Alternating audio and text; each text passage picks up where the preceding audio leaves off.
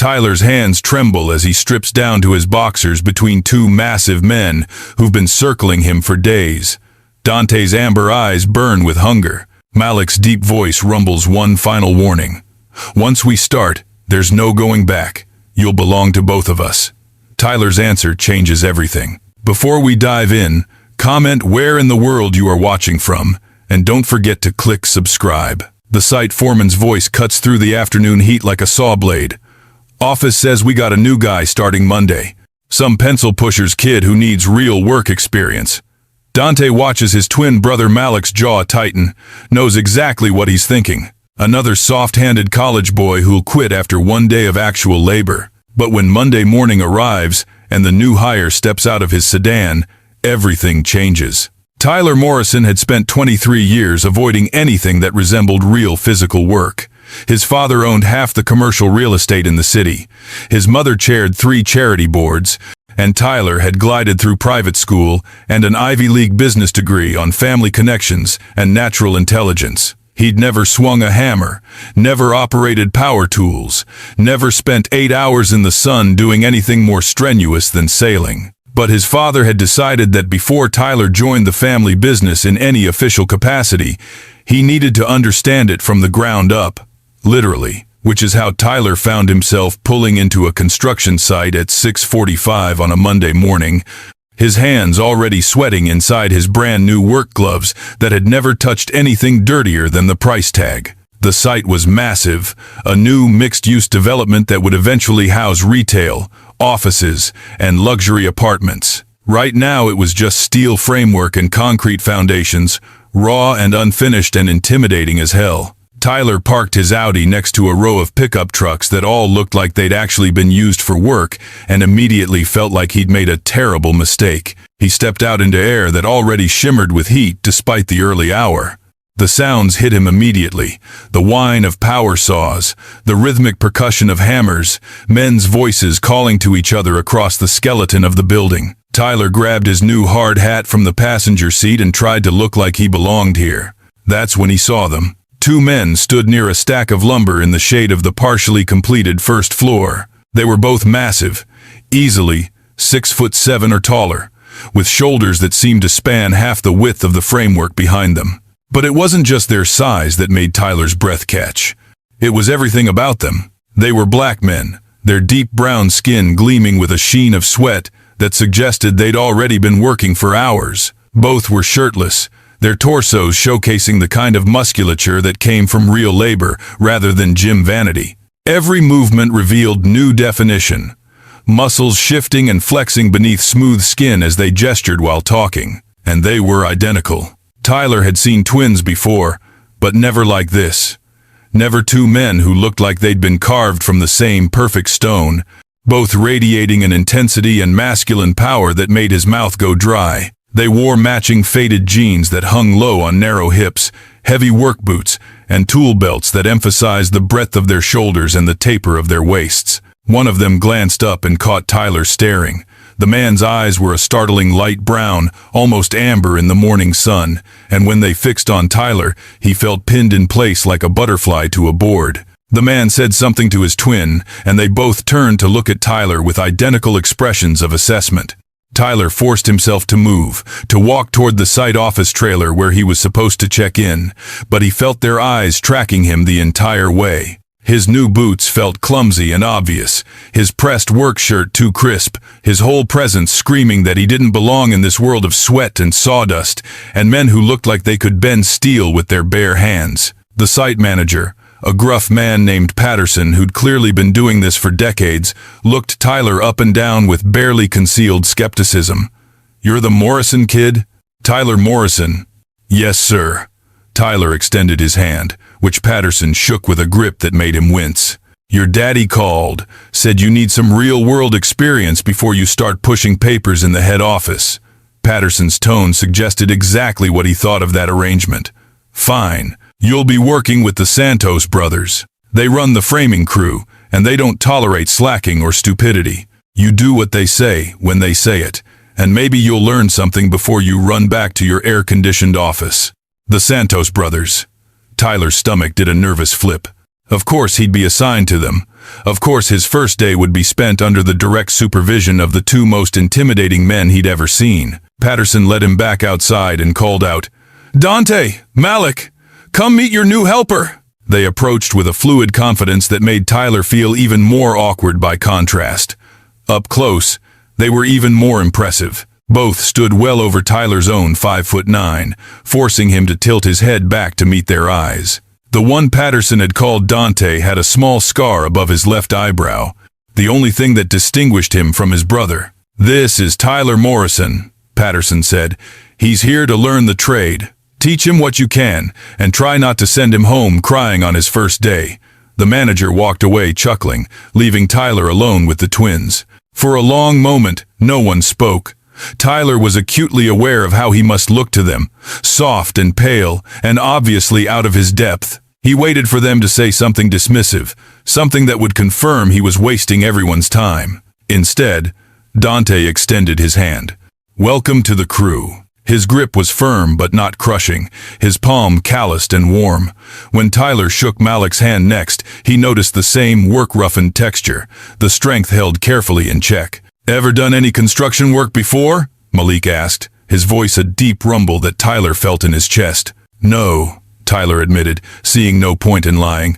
"My father owns Morrison Properties. He thinks I should understand how buildings actually get built before I start managing them." "Smart man," Dante said, surprising Tyler.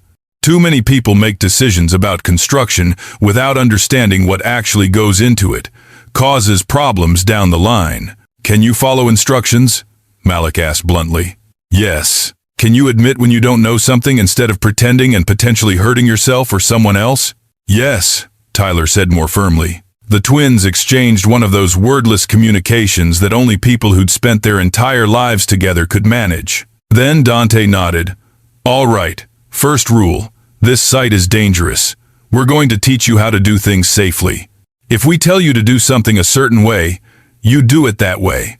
Not because we're being difficult, but because we don't want to scrape you off the concrete." "Understood." "Second rule," Malik continued. "You're going to be slow at first. That's expected. Don't try to rush to keep up with us. We've been doing this since we were 16. You're starting from zero, and that's fine." Tyler felt some of his tension ease. They weren't trying to humiliate him or set him up to fail. They were treating him like an actual person who might actually learn something. "Third rule," Dante said, and there was something in his tone that made Tyler's pulse quicken. "You're going to be working very close to us. There's not a lot of personal space on a job site. If that's going to be a problem, speak up now." Tyler's mind immediately supplied images of being pressed between these two massive men in some confined space, their bodies bracketing his, their heat surrounding him. He swallowed hard. "Not a problem." Something flickered in Dante's amber eyes. "Good. Let's get you started." The first hour was overwhelming. Dante and Malik moved through the site with practiced efficiency, pointing out hazards, explaining safety protocols, introducing Tyler to the rest of the crew. Everyone seemed to respect the twins, stepping aside when they approached, listening when they spoke, following their lead without question. Tyler learned that Dante and Malik had started working construction as teenagers, helping their father who'd run his own small contracting business. When their father died 5 years ago, they'd inherited his crew and his reputation for quality work. Now they were the youngest foremen on any major site in the city, known for bringing projects in on time and under budget without cutting corners. "We take pride in our work," Malik explained as they walked through the skeletal first floor. "Every beam we install, every joint we secure, it's going to be part of something people use every day. Families will live here. Businesses will operate here. We're not just slapping wood together. We're building something that lasts." The passion in his voice was unmistakable, and Tyler found himself captivated by it. These weren't just laborers mindlessly following blueprints.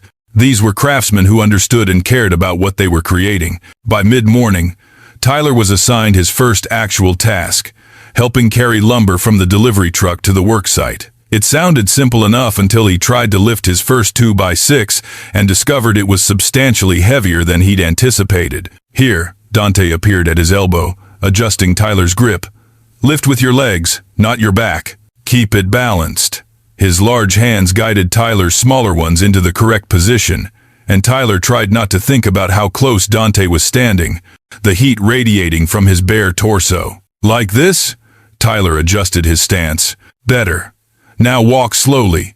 Don't try to rush. Tyler made it about 15 feet before his arms started shaking. Malik materialized on his other side and smoothly took some of the weight without making it obvious to the rest of the crew that Tyler was struggling. First day, your body's going to protest, Malik said quietly. By day 3, you'll have muscles you didn't know existed. By week 2, this will feel normal.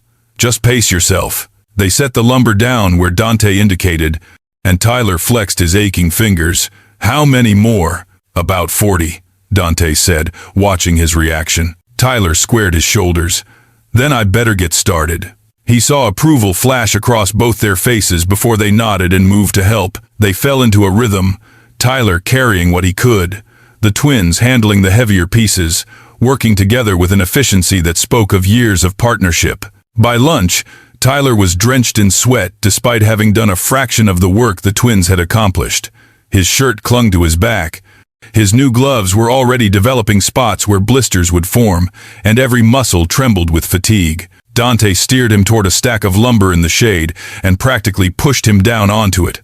Stay, he ordered, then disappeared. He returned a few minutes later with 2 bottles of water, an apple, and a protein bar. Eat, Dante said, pressing the food into Tyler's hands. You're swaying on your feet. Sit down before you fall down. I'm fine, Tyler protested weakly. You're stubborn, Malik corrected, appearing with his own lunch. Which is good, but Dante's right. You need fuel, and you need rest.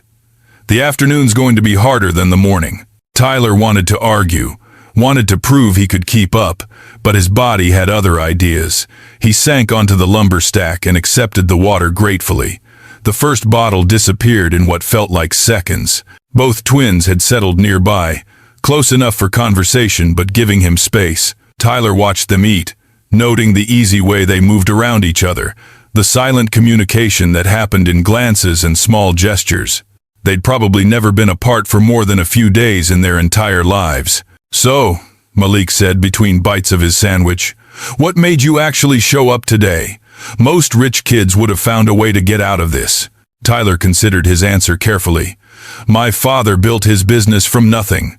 His father was a carpenter, actually. Dad learned the trade, then started buying properties, renovating them, selling them for profit. He always said the only reason he succeeded was because he understood buildings from the foundation up.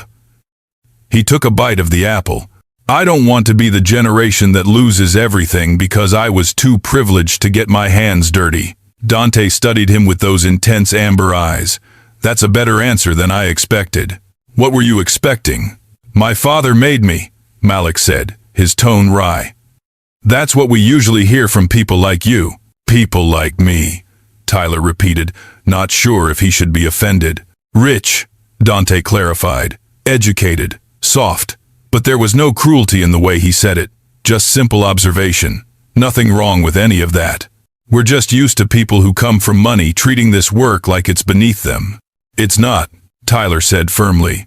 What you do, what all of you do, it's skilled labor that requires intelligence and experience and physical capability I definitely don't have. If anything, I'm the one who should feel beneath you. Both twins went still. Tyler realized what he'd said and felt heat flood his face that had nothing to do with the sun. Before he could stammer out some clarification, Malik said quietly, "That's a dangerous thing to say." "Why?" "Because," Dante leaned forward, elbows on his knees, bringing his face closer to Tyler's, "if you keep talking like that, we might start believing you actually respect what we do, and that would make this whole arrangement a lot more complicated." Tyler's mouth had gone dry again. "How?" The twins exchanged another one of their looks, something passing between them that Tyler couldn't read. Then Malik stood, brushing off his hands. "Break's over. Time to get back to work." The afternoon was brutally hot. Tyler learned how to measure and mark lumber, how to use a circular saw under careful supervision, how to hammer nails with something approaching competency. He also learned that the Santos brothers had impossibly high standards for their work.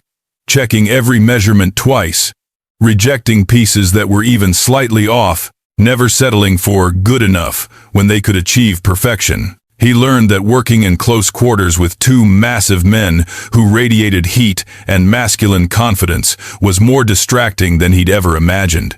Every time Dante stepped behind him to adjust his stance, every time Malik's hand covered his on a tool to demonstrate proper technique, Tyler felt hyper-aware of every point of contact. He learned that he was attracted to them in a way that went far beyond simple aesthetic appreciation.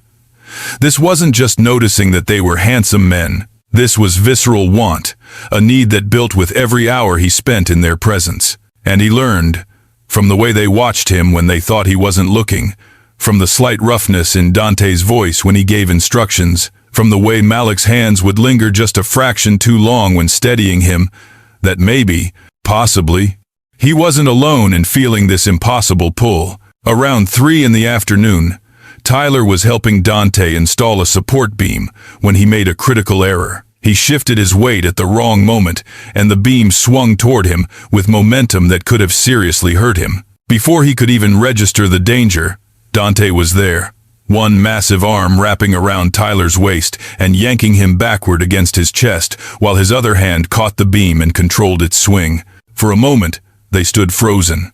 Tyler pressed against Dante's front, feeling the solid wall of muscle at his back, the strength in the arm still banded around his waist. Dante's breath was hot against Tyler's ear, and Tyler could feel the rapid beat of his heart against his shoulder blades. "You okay?" Dante's voice was rough, strained. "Yeah," Tyler managed. "Thank you." Dante should have let go immediately. Instead, his arm tightened fractionally, pulling Tyler more firmly against him for just a heartbeat before he released him and stepped back. "Pay attention," Dante said, but his voice had lost its edge. "Can't protect you if you're not focused." "I know. I'm sorry." Malik appeared, concern evident on his face. "What happened?" "Nothing," Dante said quickly. "Tyler just learned why we don't stand in the swing path. He's fine." But the look Malik gave his twin suggested he knew there was more to the story. His eyes flicked between Dante and Tyler, noting Tyler's flushed face and Dante's tense shoulders, and something shifted in his expression. The rest of the afternoon felt charged with a new tension. Tyler caught both twins watching him more closely, not just monitoring his safety but studying him with an intensity that made his skin prickle with awareness. Every instruction felt weighted with meaning. Every casual touch lingered longer than necessary. By the end of the day, Tyler was barely functioning. His muscles screamed. His hands were definitely blistered despite the gloves, and he was covered in sawdust and sweat, and probably other things he didn't want to identify. But he'd made it through his first day. Dante and Malik walked him to his car, one on each side like bodyguards. "You did good today," Dante said, and the approval in his voice warmed Tyler more than it probably should have. "I was slow and clumsy and probably created more work than I helped with," Tyler said honestly. "You didn't quit," Malik countered. "You didn't complain. You listened to instruction and tried to do things right instead of fast. That's more than we can say for most people on their first day." "Same time tomorrow?" Tyler asked, unlocking his car. 6:30, Dante confirmed. "Get some rest. Take a hot bath. You're going to be sore." Tyler nodded and started to get in his car, but Malik's hand on his shoulder stopped him. "Tyler." He turned back to find both twins looking at him with identical serious expressions. "What you said at lunch," Malik continued, "about feeling beneath us. Don't think like that. We're all just people doing different jobs," Dante added. "Your work isn't less valuable than ours, and you're not less valuable as a person just because you haven't done manual labor before. Understand?" Tyler felt something warm bloom in his chest at their words, at the genuine concern in their voices. "I understand." "Good." Dante stepped back. "See you tomorrow." Tyler drove home in a daze, his body aching but his mind racing. He'd expected his first day to be miserable, expected to be mocked or dismissed or treated like a burden. Instead, he'd been taught and protected and treated with a respect he wasn't sure he'd earned. And he'd discovered an attraction so powerful it terrified him. Tyler had known he was attracted to men since he was 15. He'd had a few relationships in college, quiet affairs that never went anywhere because Tyler had been too cautious, too worried about his family's reaction, too afraid of being vulnerable. He'd kissed men, touched them through clothes, but he'd never gone further, had never felt safe enough or wanted someone enough to take that final step. Now, after one day with Dante and Malik Santos, he was fantasizing about things he'd never let himself want before. And the most terrifying part was that they seemed to be interested too. The way they'd looked at him, touched him, protected him. It all suggested something beyond simple professionalism or even friendship. But they were his supervisors. They were both incredibly attractive and clearly experienced. And there were two of them. Tyler couldn't possibly be reading the situation correctly. It was just his inexperienced mind projecting his own desires onto their perfectly innocent actions. He had to get control of himself before he made a fool of himself tomorrow. By the time Tyler made it home, showered, and collapsed into bed, every muscle in his body was filing formal complaints. He should have been miserable. Instead, as he drifted toward sleep, all he could think about was Dante's hands adjusting his grip, Malik's voice rumbling instructions in his ear, the way both of them had looked at him like he was something worth their time and attention. He was in so much trouble. The next morning, Tyler woke to an alarm that felt like a personal attack. Every muscle in his body had stiffened overnight, and getting out of bed required a level of determination he hadn't needed since his college rowing days. The hot shower helped, but by the time he arrived at the site, he was moving like a man 3 times his age. Dante took one look at him limping across the parking lot and shook his head with a knowing smile. "Told you you'd be sore. I thought you were exaggerating," Tyler admitted, trying not to wince as he bent to grab his hard hat. "Here." Malik appeared with a bottle of ibuprofen and water. "Take 3. You'll still hurt, but at least you'll be functional." "Is this hazing?" Tyler asked, accepting the medication gratefully. "Making the new guy suffer through day 2 when his body's already destroyed?" "Nah," Dante said. "Day 2 is actually easier than day 1 because you'll be too sore to move fast enough to hurt yourself." He wasn't wrong. Tyler moved through the morning's tasks with deliberate slowness, his protesting muscles refusing to allow anything resembling speed or grace. But the twins adjusted their expectations accordingly, giving him simpler tasks that still taught him something while not requiring the physical capabilities he currently lacked. Around mid-morning, Malik pulled Tyler aside to show him how to read blueprints. They stood together at a makeshift table. Malik's large frame bent over the plans while he explained the symbols and measurements. Tyler tried to focus on the lesson, but he was acutely aware of Malik's proximity, the way his arm occasionally brushed Tyler's, the deep rumble of his voice that Tyler felt as much as heard. "You following this?" Malik asked, glancing at Tyler. "Yes," Tyler said, forcing himself to concentrate. "This shows the support beams. These are the load-bearing walls, and these indicate where the electrical and plumbing will run." "Good." Malik's approval made Tyler feel ridiculously pleased. "Most people can't read plans for weeks. You picked it up fast." "I have a degree in business and finance," Tyler said. "I'm used to reading complex documents and extracting key information. This isn't that different." Malik studied him for a moment. "You're smart. Why are you really here? You could be running your father's business from a desk. Why subject yourself to this?" Tyler chose his words carefully. "Because sitting in an office pushing paper around would slowly kill me. I'd be good at it, probably, but I'd hate every minute. At least here, I can see what I'm building. I can touch it and know that my work, even the small parts I'm contributing, matters." "You don't like your father's world," Malik observed. "I don't fit there," Tyler corrected. "All those boardrooms and country clubs and charity dinners where everyone's performing for each other. It's exhausting. Here, what you see is what you get. If someone doesn't like you, they tell you. If you do good work, it speaks for itself. There's something honest about it that I've never found anywhere else." Malik's expression had softened during Tyler's explanation. "You're not what I expected." "What did you expect?" "Someone who'd treat this like a joke. Someone who'd show up for a week, decide manual labor was beneath him, and run back to Daddy's air conditioning." Malik rolled up the blueprints. "But you actually care. You're trying to learn," trying to do things right. That's rare. Before Tyler could respond, Dante called out that they needed help with a beam installation. The moment passed, but Tyler felt like he'd crossed some invisible threshold in Malik's estimation. The afternoon brought a new challenge. They were working on the second floor, which meant climbing ladders and walking on exposed beams. Tyler's fear of heights, which he'd conveniently forgotten to mention, made itself known immediately. "You okay?" Dante asked, noting how Tyler had frozen halfway up the ladder. "Fine," Tyler lied, forcing himself to keep climbing even though his hands were shaking. He made it to the second floor platform, but his relief was short-lived when he realized he'd need to walk across a beam to reach the work area. The beam was wide enough to walk on easily under normal circumstances, but looking down at the ground 20 feet below made Tyler's head swim. "Tyler," Malik's voice cut through his panic.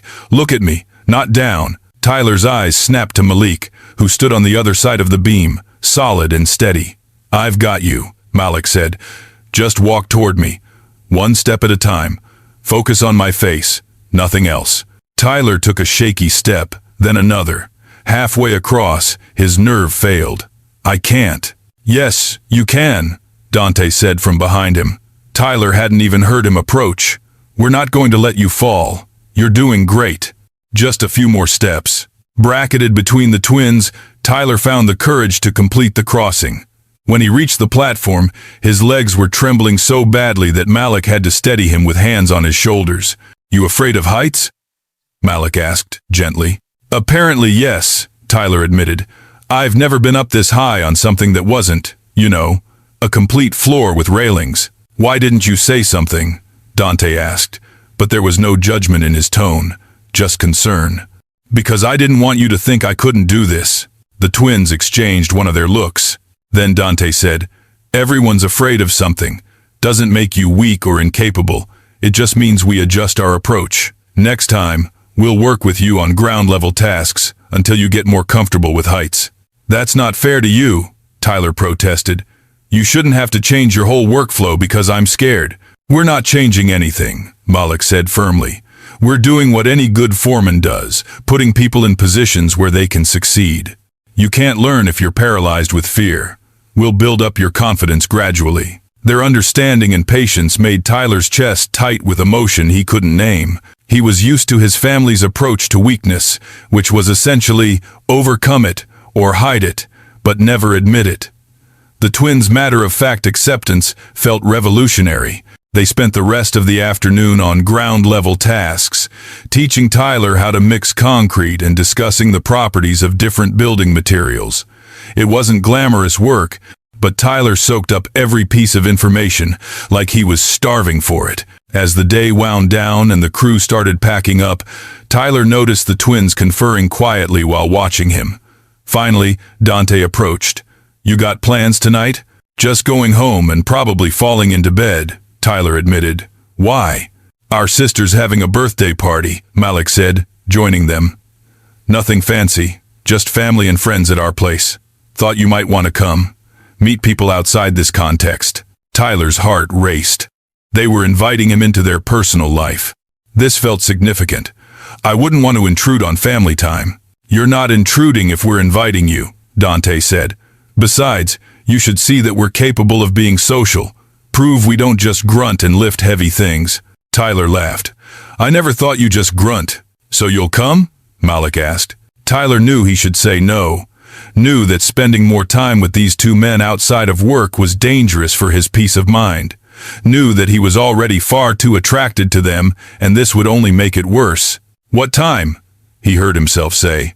Dante's smile was bright and genuine. 7. "I'll text you the address." As Tyler drove away from the site that evening, his phone buzzed with a message. It was from Dante, the address and a simple note. "Looking forward to seeing you tonight. Fair warning, our family is loud, but they're going to love you." Tyler stared at that message for a long time, his heart doing complicated things in his chest. He was in so much trouble, and he was starting not to care.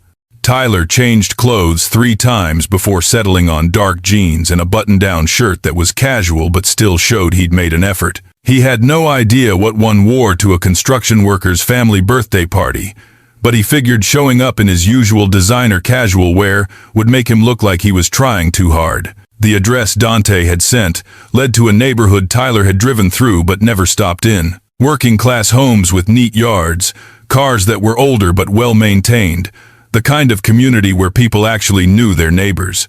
The twins' house was a modest two-story with a wide front porch where several people were already gathered, their laughter carrying into the street. Tyler parked and sat in his car for a moment, second-guessing this entire decision. What was he doing here? These people were going to see right through him, see that he didn't belong in their world any more than he belonged in his father's boardrooms. A knock on his window made him jump. Malik stood there, grinning at him through the glass. Tyler rolled down the window, feeling his face heat with embarrassment at being caught hiding in his car. "You planning on coming in, or just watching from out here?" Malik asked, amusement evident in his voice. "I was just..." Tyler trailed off, not having a good excuse. "Getting nervous because you're overthinking everything?" Malik supplied. "Come on. Everyone's excited to meet you. Why would they be excited to meet me?" Malik's expression turned serious. "Because Dante and I don't usually bring people to family events. The fact that we invited you means something to them, means something to us." Before Tyler could process that loaded statement, Malik opened the car door and offered his hand. Tyler took it, letting Malik pull him out of the car and toward the house.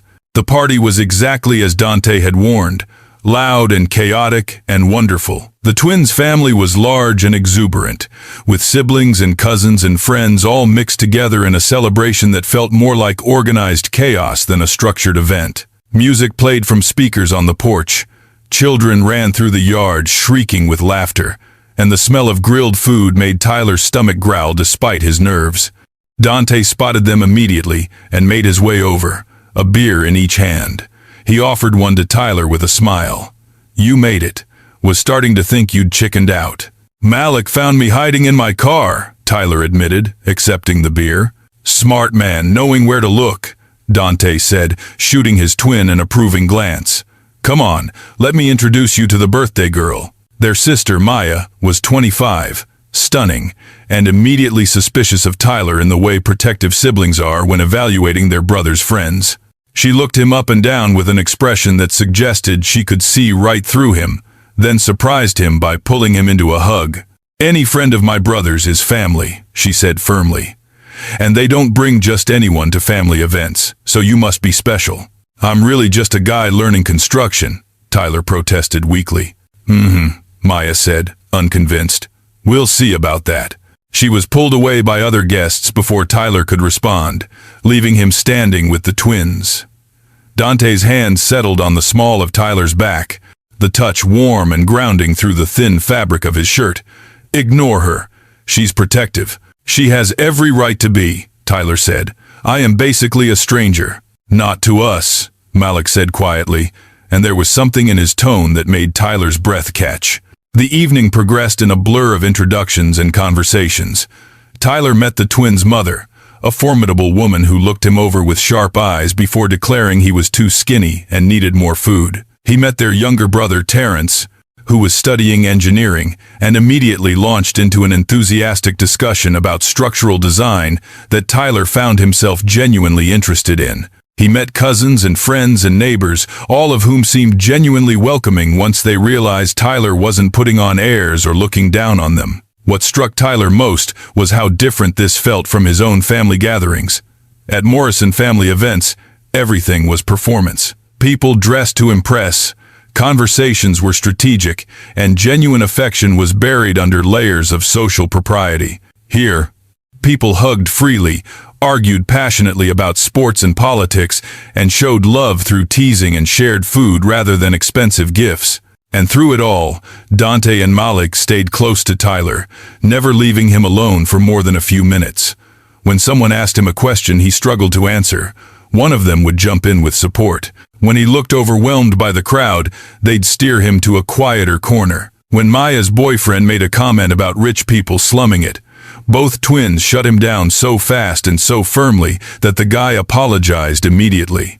As the sun set and the party moved mostly indoors, Tyler found himself on the porch with just the twins, the three of them sharing a bench that forced them to sit close together. Tyler was wedged between their larger frames, hyper-aware of every point of contact. "Your family is amazing," Tyler said, meaning it completely.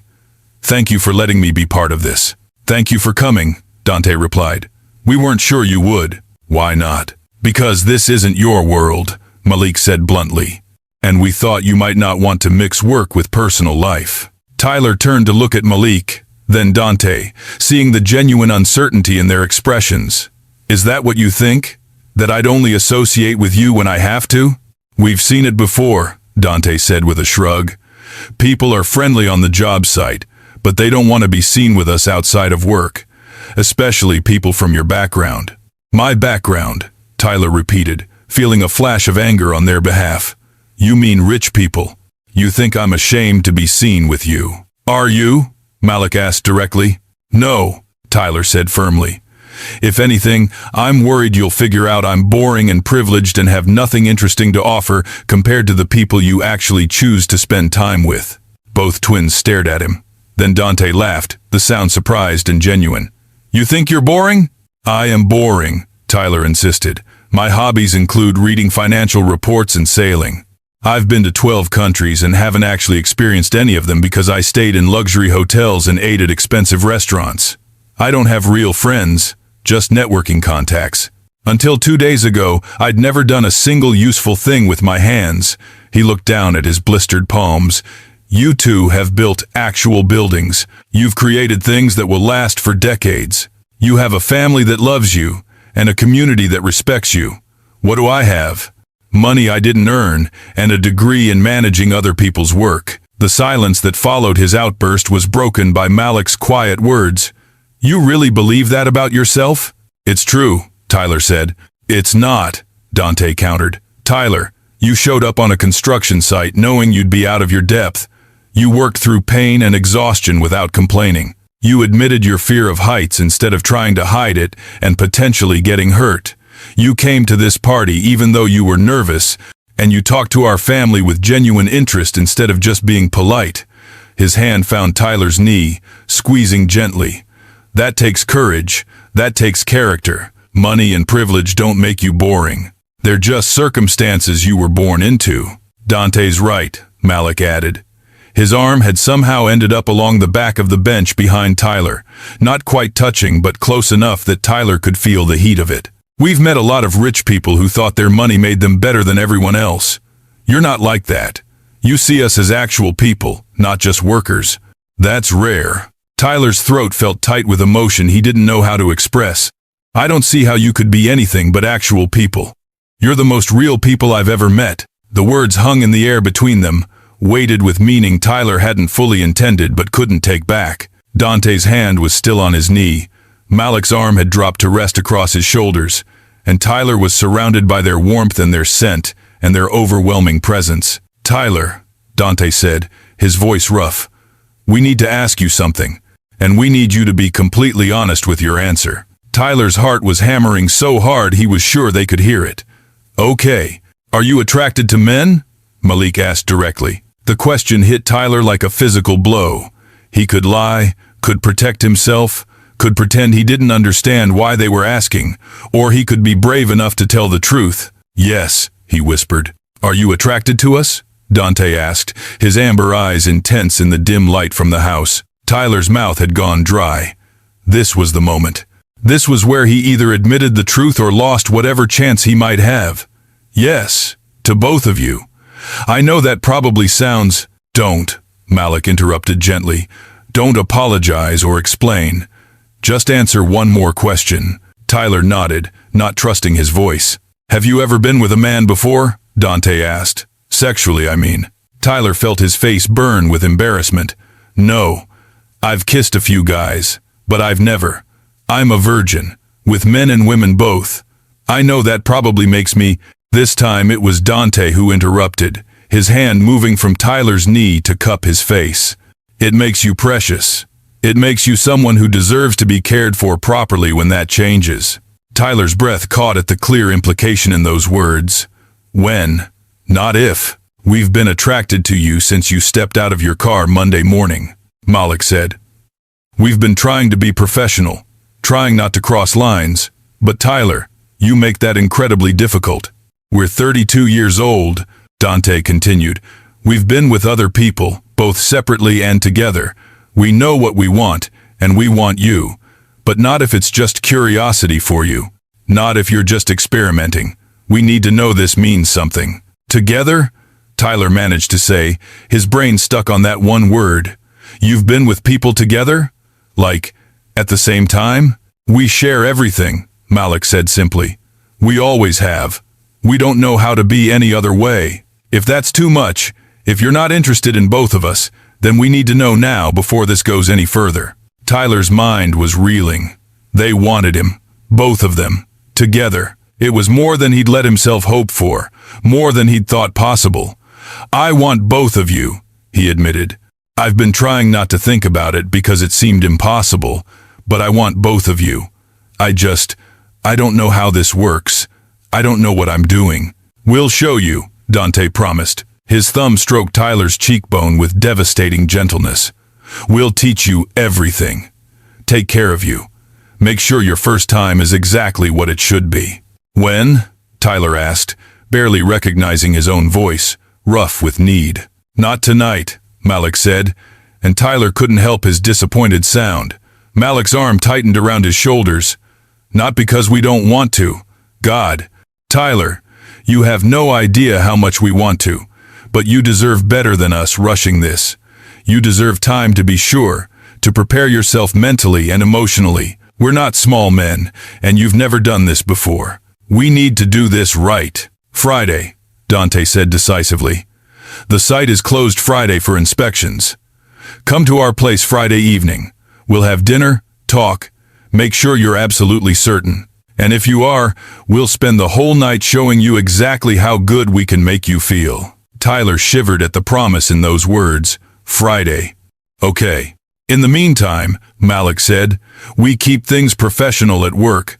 We don't want the crew thinking there's favoritism or that you're getting special treatment because of personal involvement. I understand, Tyler said, though the thought of having to pretend for 3 more days felt impossible. But know this, Dante said, leaning in close enough that Tyler could feel his breath. Every time we look at you, we'll be thinking about Friday. Every time we touch you for work, we'll be imagining touching you for pleasure. Every time you follow our instructions, we'll be remembering that soon you'll be following much more intimate commands. Tyler made a sound that was probably embarrassing, but he couldn't help it. The image Dante's words created was overwhelming. Malik's lips brushed his ear as he whispered, We're going to take such good care of you, Tyler. Going to learn every inch of your body, find every spot that makes you gasp, teach you pleasures you've never imagined. By the time Friday night is over, you'll know exactly what it means to be worshipped by 2 men who've wanted you from the first moment they saw you. Tyler started, not even sure what he needed, just knowing the ache building inside him was becoming unbearable. What do you need? Dante asked. Kiss me, Tyler whispered. Please. I need to know this is real. The twins exchanged a glance, some silent communication passing between them. Then Dante's hand tightened on Tyler's face, tilting his head up, and his lips descended.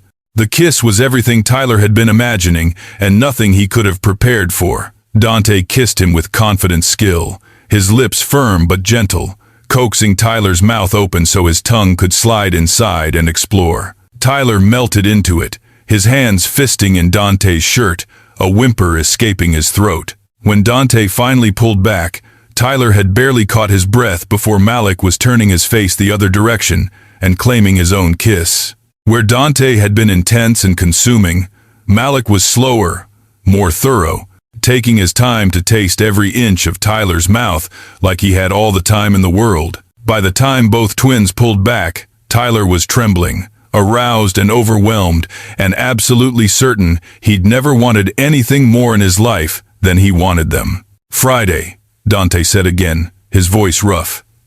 Can you wait until Friday? I'll have to, Tyler managed, though he wasn't sure how he'd survive 3 more days. They sat together on the porch for another hour, talking about everything and nothing.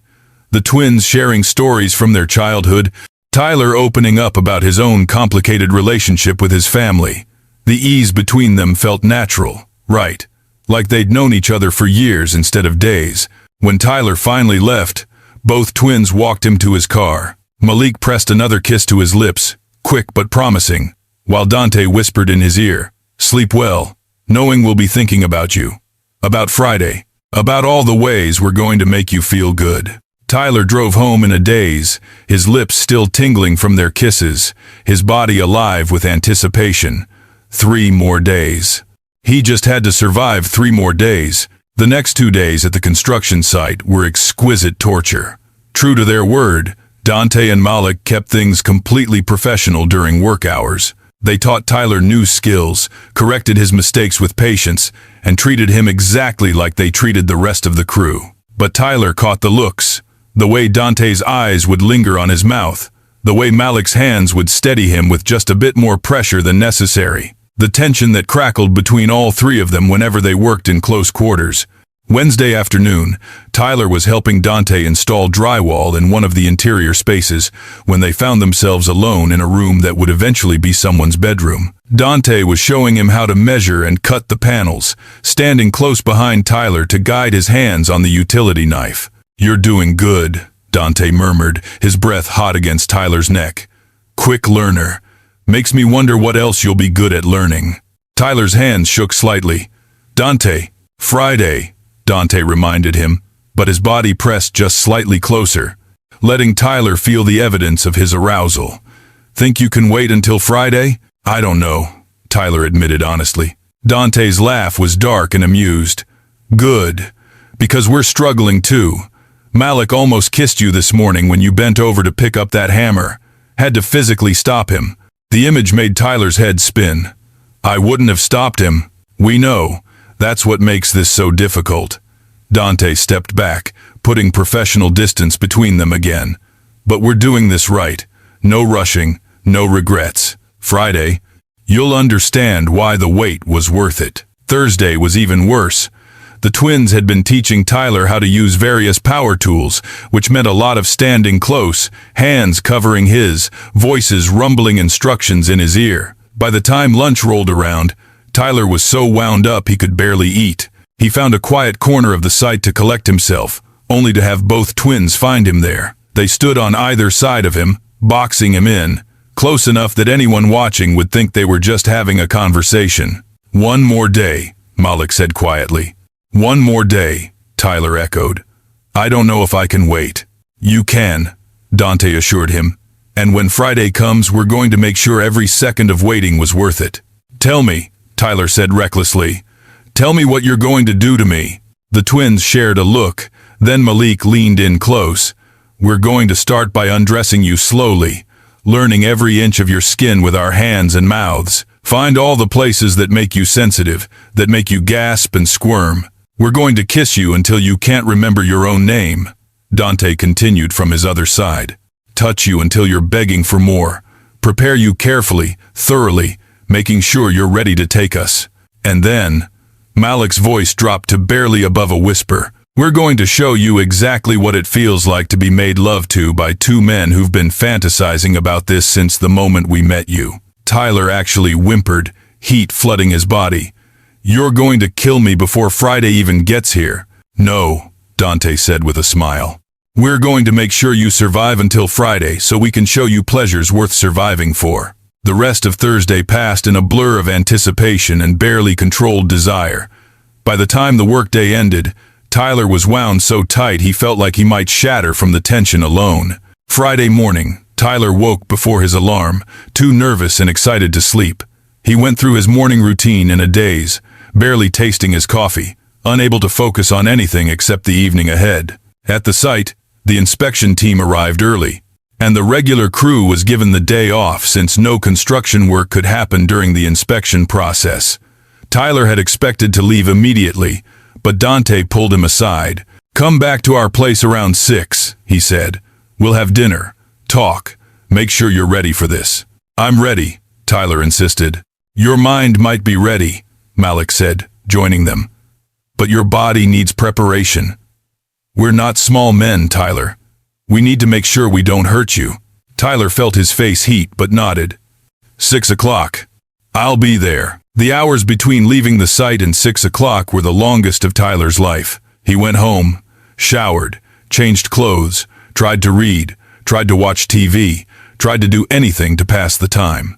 Nothing worked. His mind kept returning to what was about to happen, to the fact that tonight he was going to lose his virginity to two men he'd known for less than a week, but who already felt more important to him than anyone he'd known for years. Finally, mercifully, it was time to go. Tyler drove to the twins' house with his heart pounding and his hands shaking on the steering wheel. This was it. This was real. Dante opened the door before Tyler could even knock, like he'd been watching for him. He was dressed casually in jeans and a t-shirt that stretched across his broad chest, his feet bare, looking more relaxed than Tyler had ever seen him. "Come in," Dante said, stepping aside. "Malik's finishing dinner." The house smelled amazing. Something savory and rich that made Tyler's nervous stomach growl despite himself. Malik appeared from the kitchen, wiping his hands on a towel, smiling when he saw Tyler. "Right on time," Malik said. "Dinner's almost ready. Want something to drink?"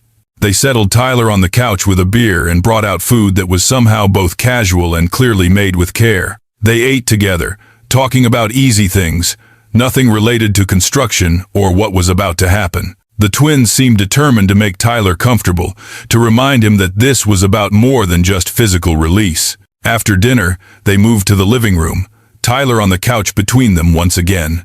The position was becoming familiar, comforting, even though the context was completely different from the birthday party. "So," Dante said, turning to face Tyler, "last chance to change your mind. No judgment if you want to leave. This is a big step, and we want you to be absolutely certain." Tyler looked between them, these two incredible men who'd shown him more genuine care and respect in 5 days than most people had in his entire life. "I'm certain," he said firmly. "I want this. I want you. Both of you. Have you done any research?" Malik asked practically. "Do you understand what's going to happen physically?" Tyler's face burned. "I've, read some things. And watched. Videos." "Good," Dante said without embarrassment. "Then you know the basics. But knowing and experiencing are very different things. We're going to take this slow. Communicate every step. Make sure you're comfortable and ready before we move forward. We're also going to establish some ground rules," Malik added. "First, you need a safe word.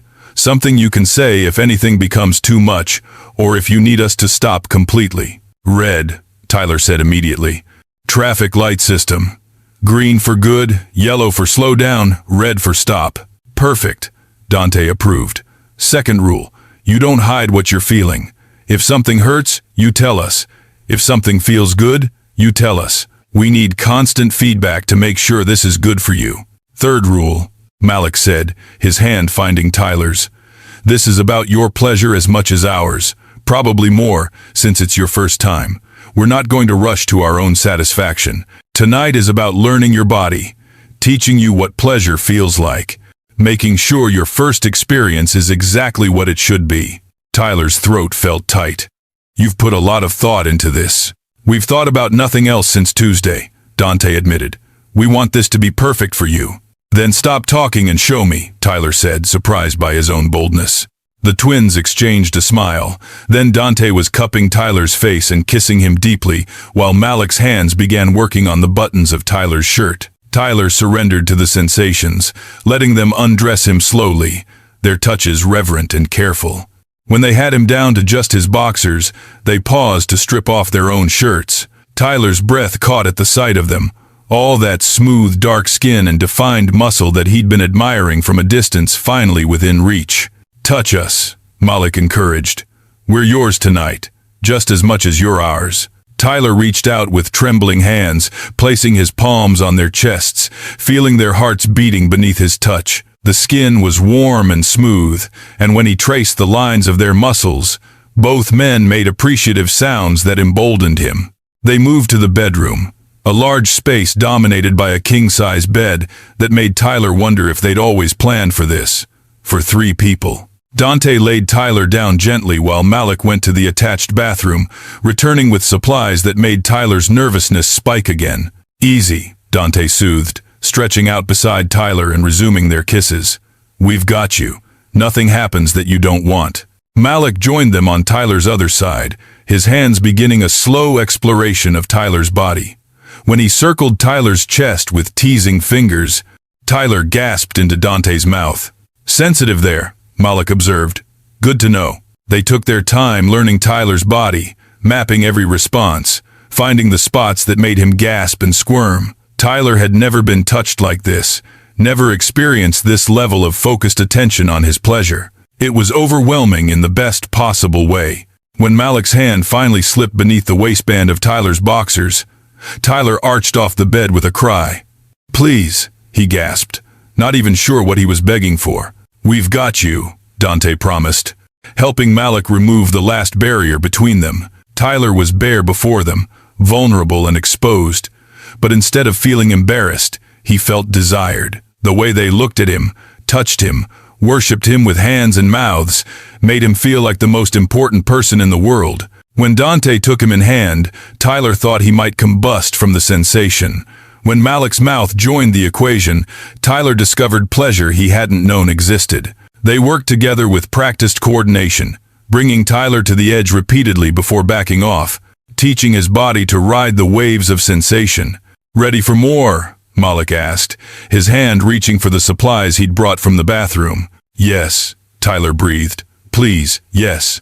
They prepared him carefully, thoroughly, Malik's fingers working him open while Dante kissed him and whispered encouragement. The sensation was strange at first, then uncomfortable, then slowly morphing into something that made Tyler's whole body tingle with anticipation. "You're doing so good," Dante murmured against Tyler's lips, "taking everything we give you.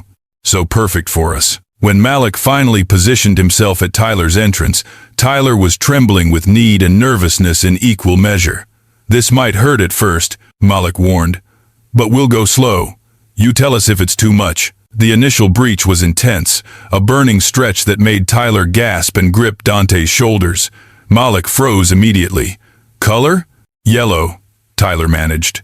"Just need a minute." They gave him that minute and several more, Dante distracting him with kisses while Malik held perfectly still, letting Tyler's body adjust.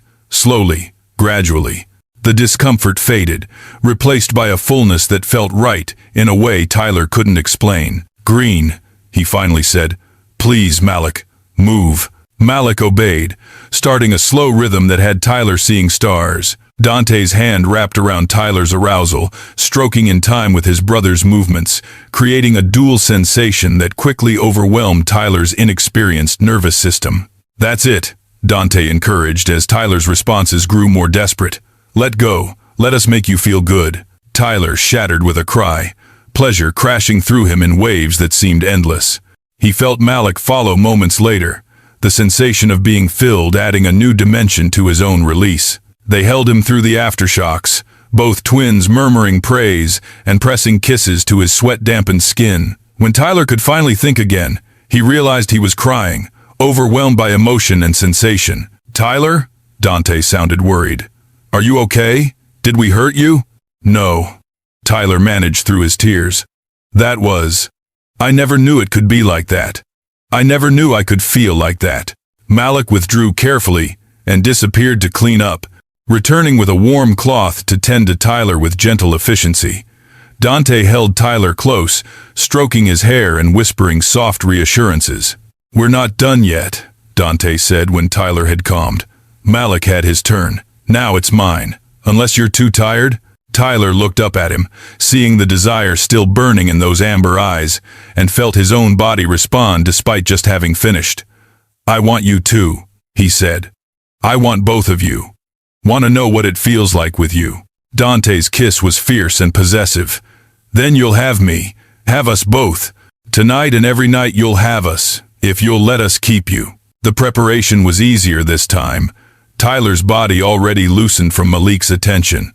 When Dante finally entered him, the stretch was still intense but welcome, familiar now instead of frightening. "You feel incredible," Dante groaned, his control clearly tested. "So perfect. Taking me so well." Malik positioned himself at Tyler's head, offering himself to Tyler's mouth. "Only if you want," he said.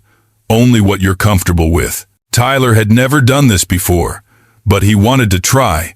wanted to pleasure Malik the way Malik had pleasured him. He opened his mouth and let Malik guide him, learning quickly what earned approving sounds and what made Malik's breathing hitch. Being filled from both ends was overwhelming in the best possible way. Tyler felt claimed, possessed, completely surrounded by these two men who'd shown him what his body was capable of. When Dante's hand found him again, Tyler didn't think he could possibly climax a second time, but his body proved him wrong. His second release was even more intense than the first, his whole body shaking with the force of it. Dante and Malik followed, and Tyler experienced the unique sensation of being filled completely, belonging to both of them in the most intimate way possible. Afterward, they cleaned him gently and tucked him between them in their bed. Tyler's body utterly spent but more satisfied than he'd ever imagined possible. He drifted toward sleep, surrounded by their warmth, their arms around him, their voices murmuring soft words of praise and affection. "Stay," Malik said softly. "Stay the night. Stay the weekend. Stay as long as you want."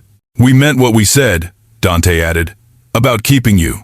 This isn't just tonight for us. We want you, Tyler. In our lives, in our bed, in every way that matters." Tyler's heart swelled with emotion too big to contain. "I want that too. Want you both. Want this." "Then it's settled," Malik said with satisfaction. "You're ours now, and we take care of what's ours." Tyler fell asleep knowing his life had changed irrevocably. He'd come to that construction site looking for work experience and found something infinitely more valuable.